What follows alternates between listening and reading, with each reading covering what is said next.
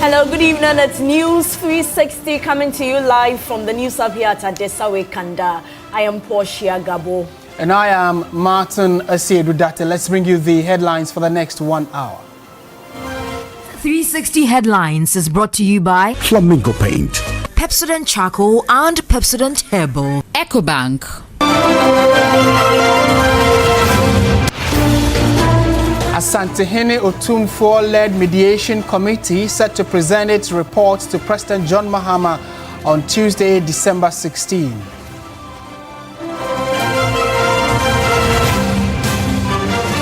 And also coming up tonight, National Service Authority launches centralized system to eliminate ghost names as it flags over 8,000 persons.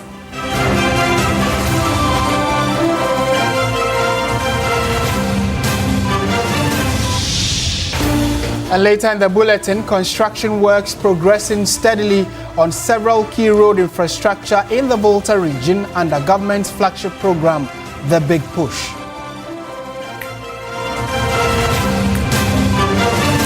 Coming up in business news, Ghana Revenue Authority ramps up 9th time enforcement, sealing off an Usu business over tax infractions.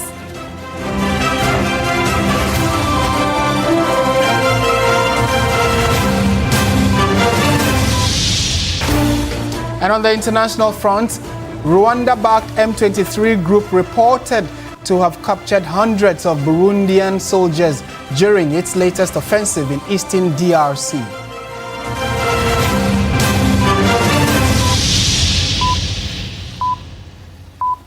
We are live around the world on 3news.com. We are also streaming on 3 News and Facebook and on YouTube, so you can catch us any and everywhere you are.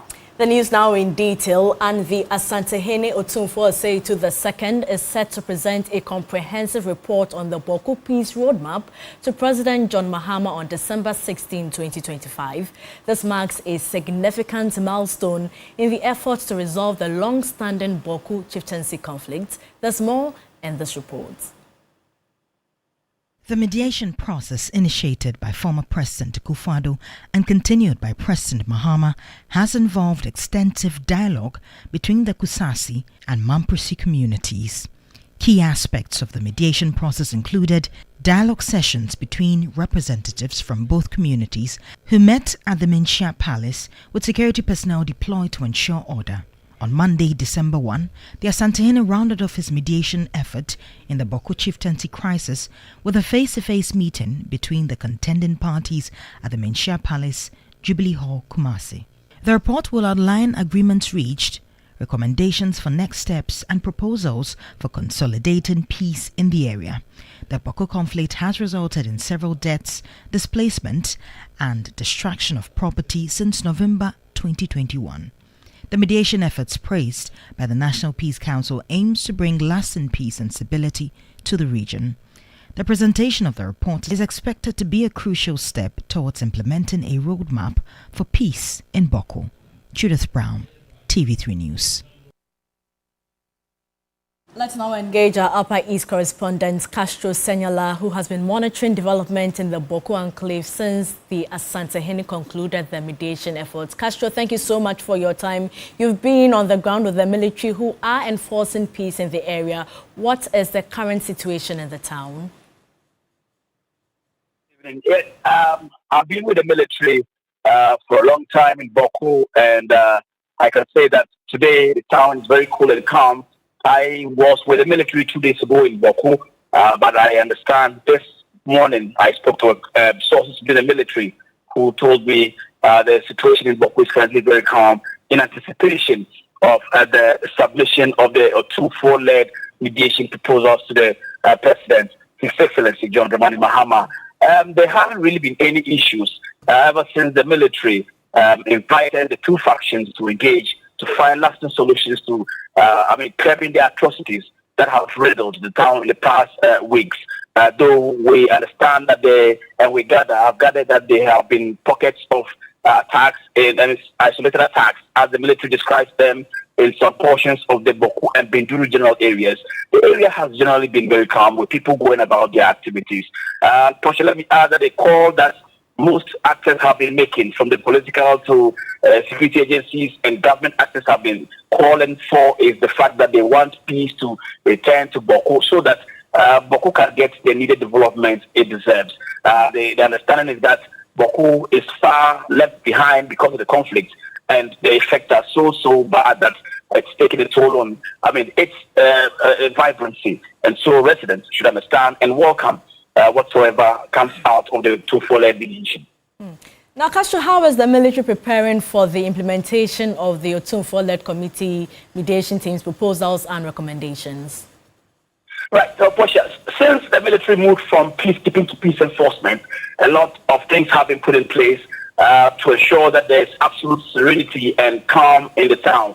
Very recently, there have been a lot of deployment of personnel and troops to the Bawku and Binduru general areas, where we've seen some increased number of checkpoints. In fact, if you go to Bawku right now, you realize that there are a lot of checkpoints every corner you turn. This is one of the measures the military is putting in place to ensure that they are able to handle any situation whatsoever in the coming days. Also, the military has also increased its position across the entirety of the Bawku general area and the Binduru area, with a lot more troops being deployed to secure the places where there are usually attacks or violent attacks. And so for now, the military is prepared. They've also been saying that when it comes to responses to violent attacks, it isn't that the military isn't ready or the military doesn't have the ability to.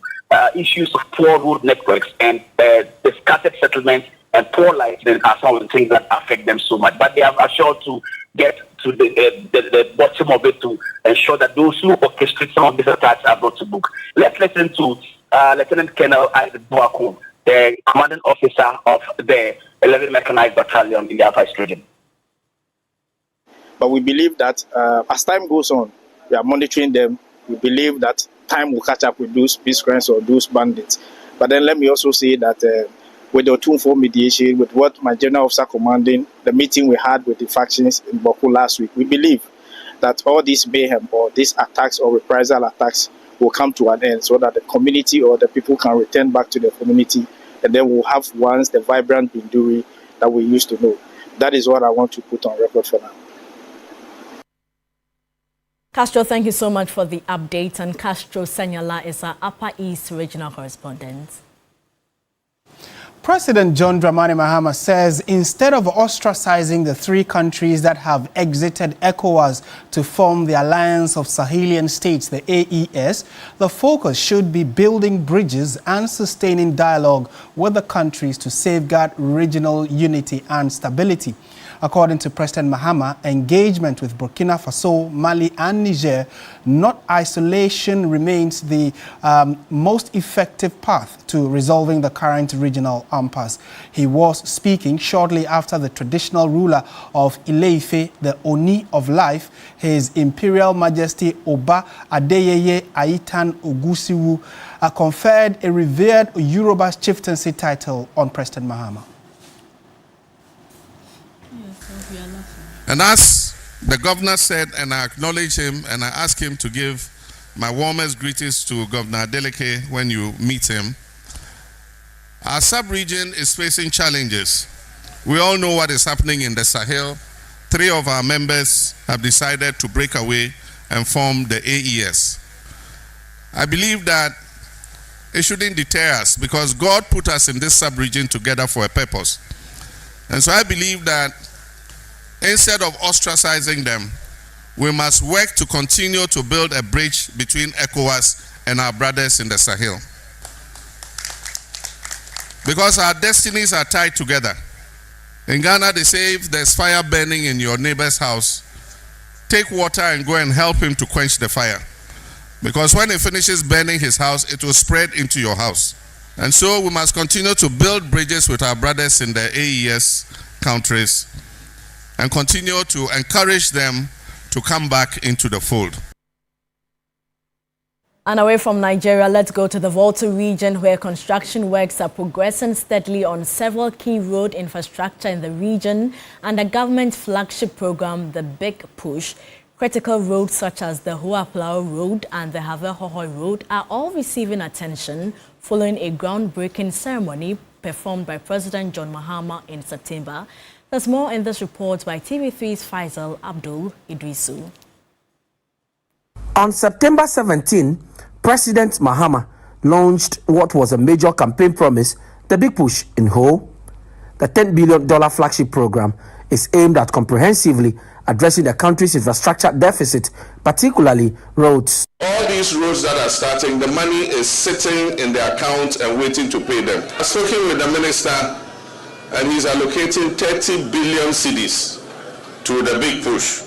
Under The Big Push, major roads such as the Ho-Aplao Road, Atimpoku through Asikuma and Nyawasi to Ho Road, which are considered economic corridor roads for the Volta region, were captured, totaling 177 kilometers of roads. And I am challenging all contractors to prove that the idea that the Ghanaian contractor is not fit for purpose, that the Ghanaian contractor can only do shoddy work. Let us seize this opportunity to prove everybody wrong. Barely 3 months after, work is progressing steadily on each of these roads. There are 9 contractors on the stretch.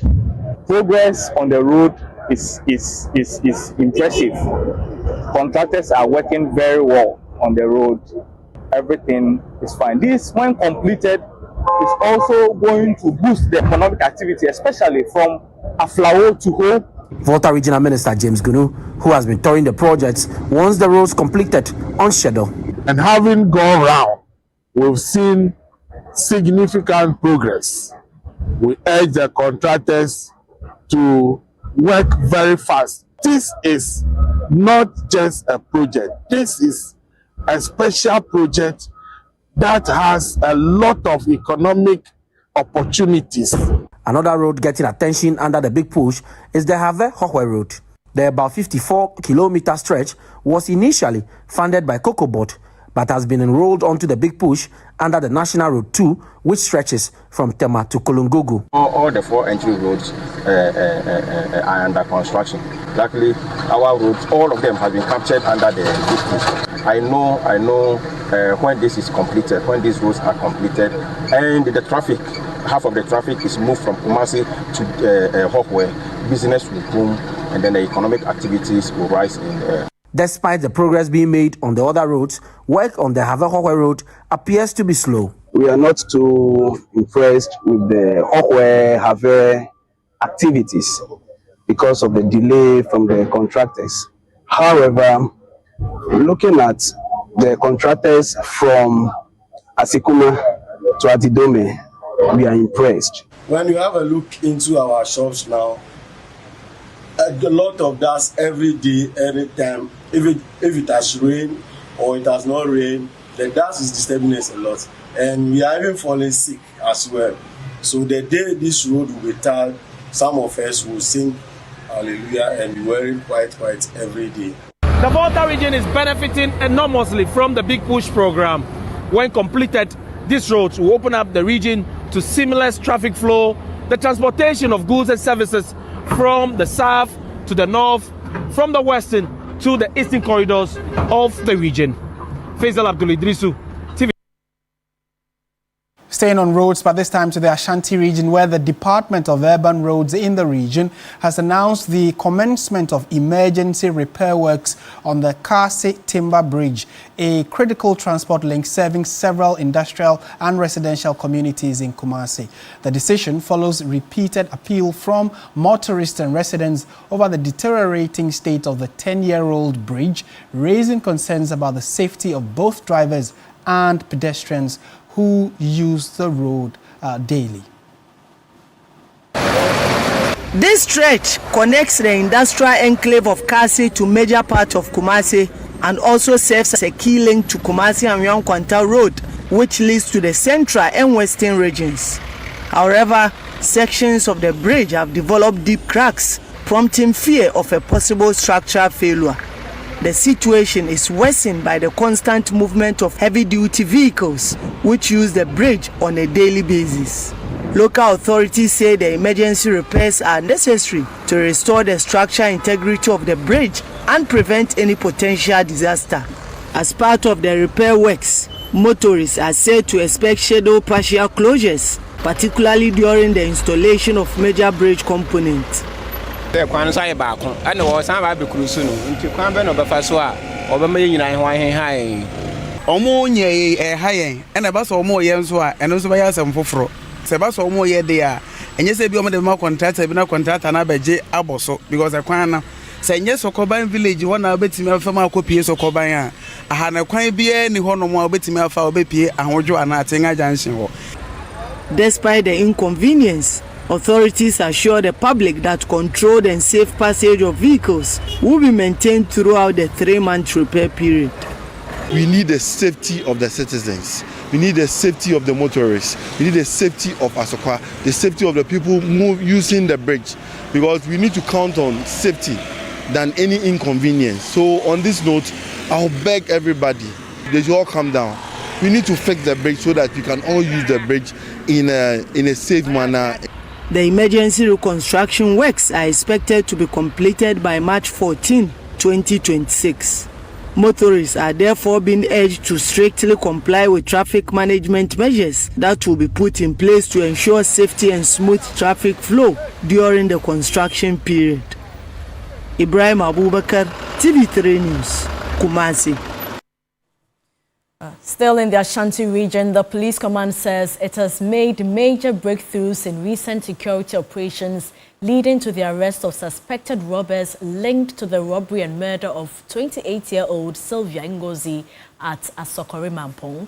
Briefing the media, the regional police commander, DCOP Arthur Osayakoto, indicated the resolve of the command to continue its crackdown on criminals to ensure the safety of residents. Following an intelligence-led operation on December 12, a joint team from the regional police headquarters and the anti-robbery unit arrested the suspect at their hideout at Abuabo. Preliminary investigations indicate that the suspects robbed the deceased, during which one of them allegedly stabbed her with a knife, resulting in her death. A search conducted in the room of Farouk Idris led to the retrieval of a machete, knives, and other offensive weapons. During interrogation, the suspects admitted to committing the robbery. In a related development, the command has also announced the arrest of 3 additional suspects involved in a series of street robberies across several communities, including Asokore Mampong, KNUST, Kenyase, Besore, Duase, Antwa, Ayuduase, and surrounding areas. Items retrieved from their hideouts at Abuabo include 59 iPhones, 6 Android phones, 4 tablets, 5 laptops. The command is appealing to members of the public who may have fallen victims to these criminals within the affected areas to report to the Ashanti Regional Police Command to assist with investigations. All suspects will be put before court in due course to face full rigors of the law. The Regional Police Command has assured the public of its continued commitment to maintaining peace, law and order in the region, and is urging residents to support the police with timely and credible information to help combat crime. The National Service Authority has announced the rollout of a new centralized and robust management system designed to eliminate ghost names from the scheme. Speaking at a press conference, the Director General, Dela Sedo, cautioned that anyone attempting to compromise the system will face dire consequences as the new platform is built to detect and expose such activities. According to Dela Sedo, more than 8,000 individuals have already been flagged, with some arrested, while staff of the authority have also been suspended and taken into custody. The number of serious irregularities being perpetuated in 3 tertiary institutions. University of Development Studies, UDS, Ghana Communications Technology University, Akenton Apia Minka, University of Skills Training and Entrepreneurial Development. The outcome of the investigation, 10 members of staff from the various institutions have been arrested and are under investigations with the security agencies, as well as some staff of National Service have also been arrested and currently with the National Security and are under interrogation. The Director General also announced the reopening of the validation portal for the next 1 week and urged personnel to take advantage and resolve any outstanding issues. We are reopening the National Service validation portal again for 1 final week. From today, Monday, 15 December, to next week, Monday, 22nd December, 2025. I have directed my staff all across the country to also go to work on Saturday, 20th of December, as an additional day of access to enhance the process. Expressing disappointment at institutions and organizations that reject service personnel, she warned that such entities risk being blacklisted. I speak directly to those who have received the disheartening news of rejection from the organizations to which they were posted. One ministry, after accepting the postings, waited until the final day of validation and registration, last Friday to be precise, to issue rejection letters to nearly 100 service personnel. Let's now go to the court where a former board member of the Ghana Infrastructure Investment Fund testifying against the former board chair, Professor Christopher Ameyo-Kunfi, and next Chief Executive Officer, Solomon Asamoah, has admitted to a series of email correspondences between him and other members of the fund. Earlier, the Accra High Court had ordered Yao Odamidakwa, the prosecution's first witness, to produce 16 emails which had been cited by the Defense Counsel. Lord Idwasari has more. Professor Christopher Ameyo-Kunfi, the former board chair of the Ghana Infrastructure Investment Fund, and its chief executive, Solomon Asamoah, are facing multiple charges of causing financial loss to the state for their roles in the $2 million Accra SkyTrain project, which did not materialize. They have both pleaded not guilty and are on bail. In court on Monday, December 15, lawyers for Solomon Asamoah, the first accused, led by Victoria Bath, continued with cross-examination of the prosecution's first witness, a former GIIF board member. Yao Odamidakwa, who had been ordered by the High Court to produce the 16 emails of his correspondence with other board members, noted that he was unable to print out the mails, hence was given copies of the said emails by the defense lawyers. During the cross-examination, Odamidakwa admitted to over 16 email correspondences between him and the former CEO as well as the company secretary regarding the SkyTrain project. The emails, spanning from July to September 2018, contain minutes from meetings with the board, assertions of investment committee members, and a presentation by Solomon Asamoah on the viability of the SkyTrain project.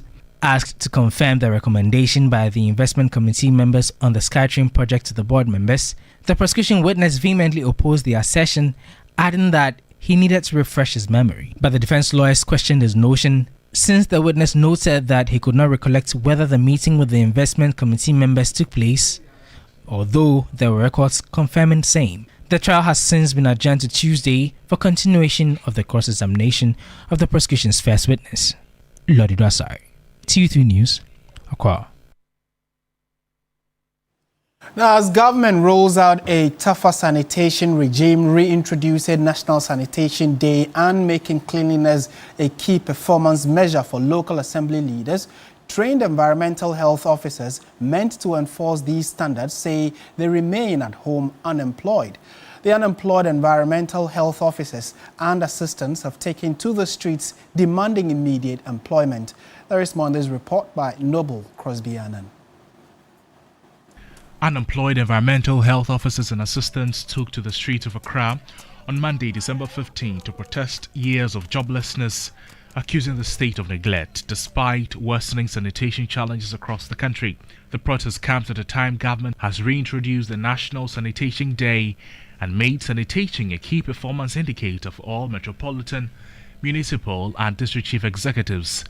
The group's first stop was the Ministry of Finance, where an initial challenge over documentation delayed the presentation of their petition longer than expected. We have been writing to the ministry since 2021 till date. We sometimes even come in person to do what? Submit the letters. They keep it under their decks. They don't say anything about it. But the problem here is that they don't read it. We still find it very difficult why government doesn't want to employ us.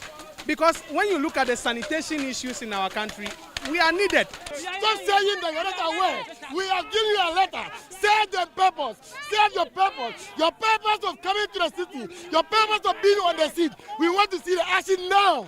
Eventually, the petition was received on behalf of the ministry by the Director of Administration. We wish to communicate on behalf of management that they take your plight very serious. So we are here to pick your petition on behalf of management. And accordingly, you receive a feedback from us. The demonstrators then marched to the Ministry of Local Government, Chieftaincy and Religious Affairs, presenting the same demands. We are saying that we want to keep Ghana, make Ghana the cleanest city. And we can achieve it with 5 environmental health officers at the various municipal assemblies. Honorable Minister, I have a daughter and a wife. Yes. Ask me what do I do to feed them. Please, I'm 32 years. I beg, Honorable Minister, we are here. We are on our knees. We are not here to fight. Receiving the petition, the Minister for Local Government, Ahmed Ibrahim, assured the unemployed graduates of his support and commitment to help address their concerns. With this, your letter, backed by the 2 letters you've written, we are going to take it to Cabinet. So the President himself will hear your voice. Leadership of the group say they remain hopeful the assurances given will translate into action and lead to their employment. Awake Purified Drinking Water, a brand of Casapreco Company Limited, has donated cash to the National Cardiothoracic Center at the Kolebu Teaching Hospital. The contribution is intended to support patients with heart conditions who are unable to afford the cost of their surgical procedures. Brief ceremony. Awake presented a check of 150,000 Ghana cedis to the National Cardiothoracic Center at the Kolebu Teaching Hospital. For us at Casapreco, people matter over profit. We believe that this donation will go a long way to support children living with various cardiovascular diseases so that they will have the surgeries they need to have, then they come back to their families. Receiving the check, Director of the National Cardiothoracic Center, Dr. Ko Nsiam Mensah, assured that the donation will be put to good use. We just want to thank Awake Mineral Water brand for this gesture and to thank the mother company, Casapreco Company Limited, for coming up with this vision. These patients are all well, they are strong.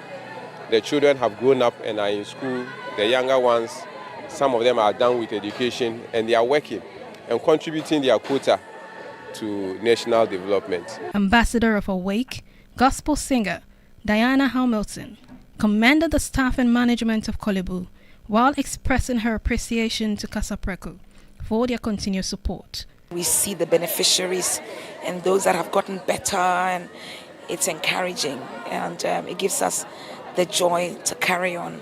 And personally, it gives me the joy to just encourage other people to patronize and use this brand. Over the past 10 years of partnership with the Cardiothoracic Center, Awake has helped 145 patients undergo life-saving surgeries. You're still watching News 360 on TV3. Stay with us. We have the latest business news for you after this.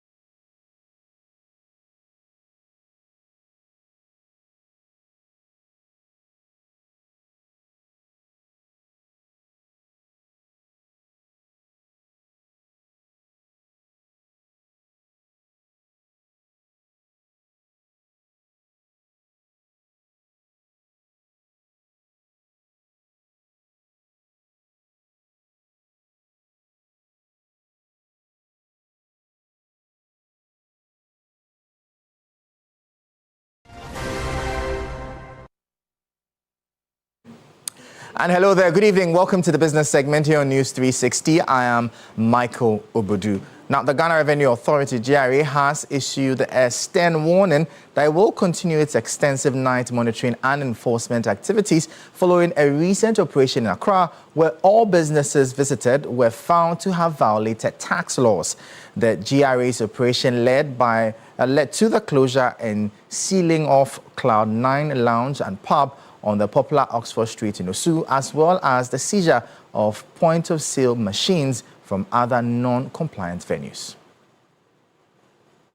The latest exercise targeting the city's burgeoning night economy highlights a significant problem with non-compliance among establishments that operate outside traditional business hours. The operation on Oxford Street resulted in the closure and sealing of Cloud 9 Lounge and Pub, also known as Cloud 9. Coordinator of the GRA Night Market Economy Project, Alpha Senanu Hosu, confirmed that the closure of the Cloud 9 was the result of repeated infractions. It's a taxpayer we invited to our office in 2023. They declined, they didn't come. This year we've given them 3 invitations, and all that they do not attend to our invitation. So top management has taken a decision that we come and seal off their premises as an indication to other taxpayers that if you don't comply with the tax laws, GRA has the law behind it to seal off your premises. The enforcement action, which includes unannounced night visits, is necessary because the night economy represents a vibrant economic space where substantial income is generated, yet compliance remains low. At Sakumono and Spintex, the team visited Italian Boy Pub, Italian Boy Chicken, Space Station Nightclub, Liquid Zero Pub, and Shawarma Factory, Spain Boba, Chrisberry Nightclub and Restaurant. Infractions by these entities include not registered as taxpayers, failure to issue VAT invoice, non-payment of income tax, registered and filing returns but not paying. It is a night market economy project under GRA, and it continues. We would continue to ensure compliance in the evening and enforce the laws. We will not give up until we bring some sanity into the night space. Because, you know, you've seen it all. You've seen how vibrant the nightlife is in Accra. And these businesses are making money.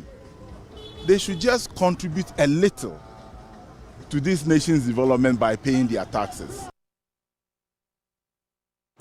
Now, despite a robust 5.5% growth in Ghana's economy during the third quarter of the year, the financial economist is urging government to adopt a more targeted approach to real sectors to ensure sustained long-term growth. A senior fellow at Africa Policy Lens, Dr. Eric Boachiyadom, emphasized that while the latest figures are encouraging, the current growth momentum must be strategically channeled.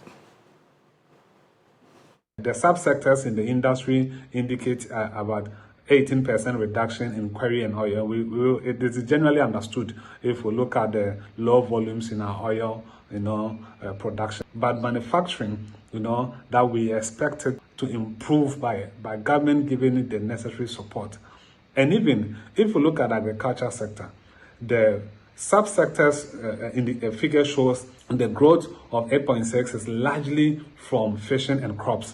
Fishing and crops are doing well, basically because nature has been good. This year, the rainfall has been one of the best. Even in December, we are still recording some rainfall. So government needs to give a targeted approach, in terms of, number one, supporting manufacturing sector, to boost industry. Also, the agriculture sector that are doing well, like fishing and crops, government needs to concentrate in investing and building skills so that if the rainfall, maybe rain pattern change next year, we will not be found at the wrong side. The Social Security and National Insurance Trust SSNIT says it is confident of significantly eliminating ghost names from its pension payroll by next year as it rolls out new measures to strengthen verification. Under the Pensioner Certificate Renewal System policy, all pensioners will be required to renew their certificates once every year, specifically in their birth month, to ensure the continued payment of their benefits. It's not about saving us money. Our interest is not to save us money, but we want to ensure that the rightful beneficiaries who must receive the money when the pensions are no more, we keep the money for them. That's what I do. That's what we're interested in. It's not necessary to save some money and keep. We are not losing. I'm not saying we are losing any money. But what I'm saying is that rightful beneficiaries are the people who must take money when the pensioner dies. Currently, what we have, people who are not 72 years pass away, and we are not able to know that they've passed away. So this arrangement is to ensure that any person who passes away, at least within a year's time, we will know, and then the money will be saved for the rightful beneficiary to claim the monies. That's all. Fidelity Bank Ghana hosted Colombia's Vice President Francia Marquez and her business delegation during their visit to Ghana on December 11. The engagement formed part of efforts to explore potential areas of collaboration between banks in both countries with a focus on mutually beneficial partnerships. Following the arrival of Colombia's Vice President Francia Marquez in Ghana on December 10, Fidelity Bank hosted her and her business delegation at its head office in Accra. The meeting brought together selected clients of Fidelity Bank and members of the Colombian business delegation. The meeting created a platform for businesses from both countries to explore opportunities for collaboration and mutual support. Deputy Managing Director in charge of operations at Fidelity Bank, Atajan, said discussions focused on how Colombian banks could partner with local banks, including Fidelity Bank, to jointly finance key economic initiatives. Is to create a platform where business owners and businesses from both sides, Ghana and Colombia, can come together and explore opportunities for collaboration. The meeting was largely a huge success because we have identified sectors across the two countries where further collaboration will be needed. And so as an outcome, we have agreed that there will be a follow-up meeting, and this one is between the two private sectors, that of Ghana and that of Colombia. Chairman of Fidelity Bank's advisory board, Thomas Vanikia, was also present at the engagement. We, as a bank, have had links with the private sector of Colombia. A lot of the exports that comes from Europe are actually made in Colombia. So we've realized that if we can go direct, for example, coffee, imports, we have interaction with traditional valued added goods and services. And we've realized that a lot of the things that we're doing here and a lot of the companies that we're financing can link up with. We'll bring you updates now from the currency and the commodities market.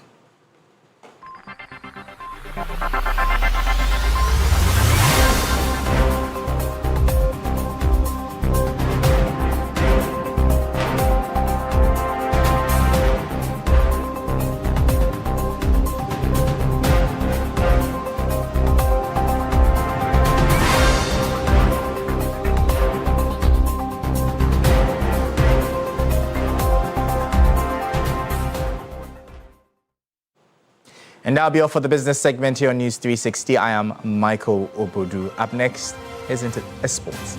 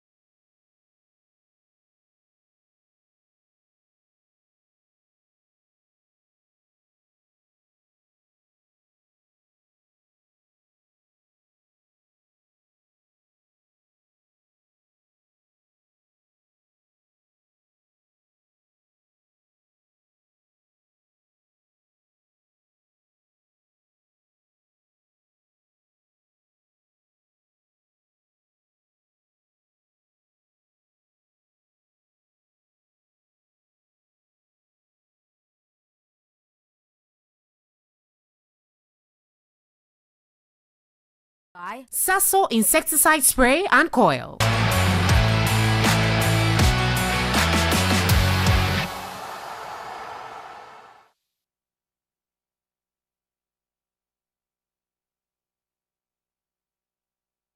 Hello, good evening, and welcome to the sports segment here on News 360 with me, Oreku Ampofo. Let's begin on the domestic front, where Aduana Stars returned to the summit of the Ghana Premier League after an impressive away victory over Heart of Lions. Meanwhile, Giants Asante Kotoko and Heart of Folk both secured maximum points at home, defeating Dreams FC and Nations FC, respectively.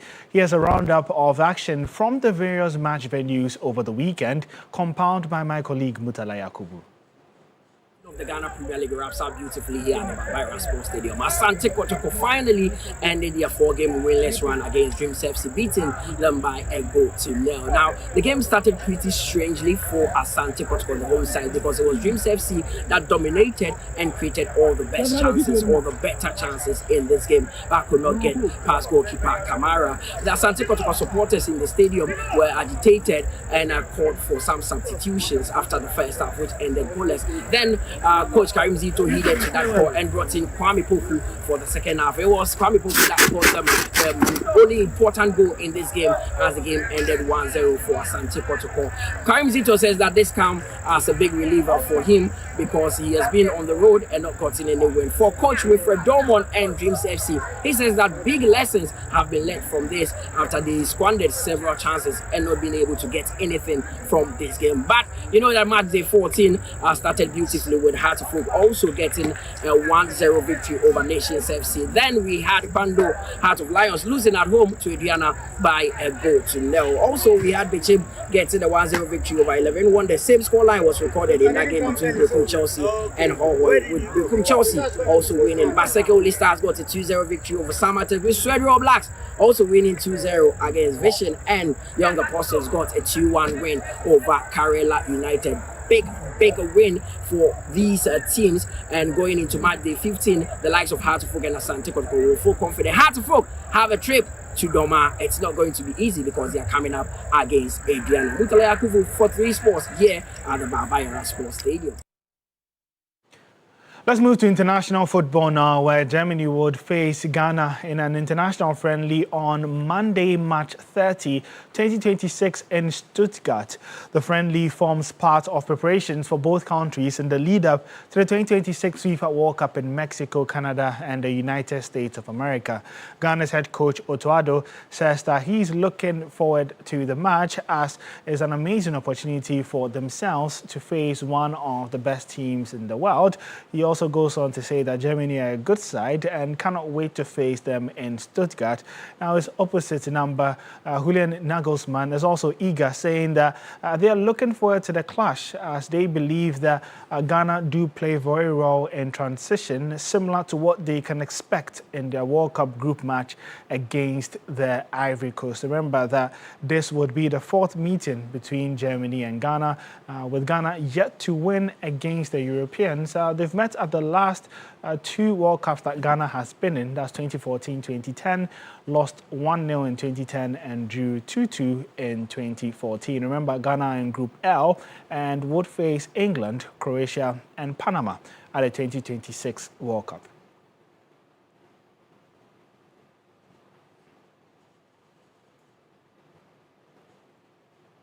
From one national team to the other, and the Black Galaxies engaged in their final training session ahead of the international friendly against AFCON-bound South Africa on Tuesday. Now, speaking ahead of the game, Black Galaxies head coach Kasim Mingo Okanse is confident his side will provide a stern test for Bafana Bafana.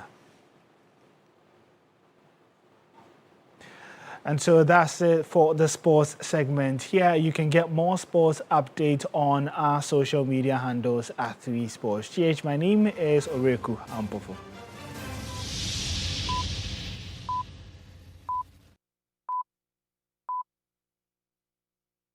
My line of work, a confidence.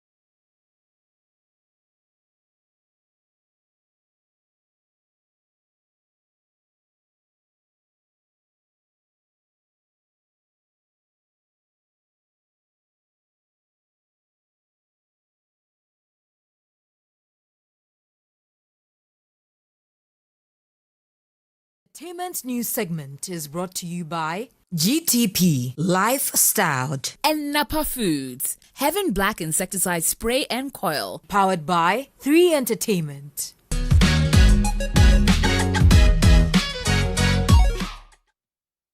Tonight in this segment, week 8 of TV3 Mentor will be remembered not only for its intense competition, but also for honoring a legend whose music continues to inspire and unite Ghanaians across generations. The Lumba Night gave contestants the opportunity to perform various renditions of Daddy Lumba's timeless hit songs.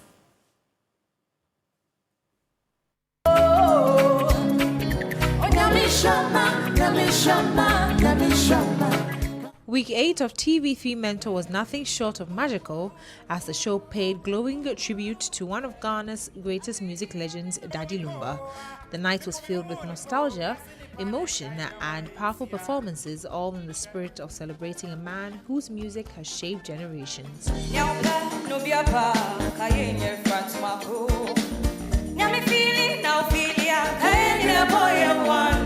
The Lumba Night gave contestants the opportunity to perform various renditions of Daddy Lumba's timeless hit songs, showcasing not just their vocal abilities, but also their connection to Ghana's rich musical heritage. His music, known for filling hearts with joy, encouragement and hope, came alive once again on the Mentor stage. For many, Daddy Lumba is more than just a musician. He remains the voice of a generation, a symbol of Ghanaian pride, soul and cultural identity, and his legacy was deeply felt throughout the night. Standing out among the performers was Prince, who delivered a captivating performance to earn the title of Star Performer of the Week. But the winner tonight is Prince. Congratulations going out to you, Prince, our Origin Star Performer of the evening. However, the night also came with emotional farewells as Adi Cheshboy and Mr. Mensah were evicted from the competition. We can all attest to the fact that there's been some form of development, and you are at a level where I am confident that even if you are evicted tonight, you still have something you can leverage on in terms of, your artistry and in terms of your craft out there. Week 8 will be remembered not only for its intense competition, but for honoring a legend whose music continues to inspire and unite Ghanaians across generations.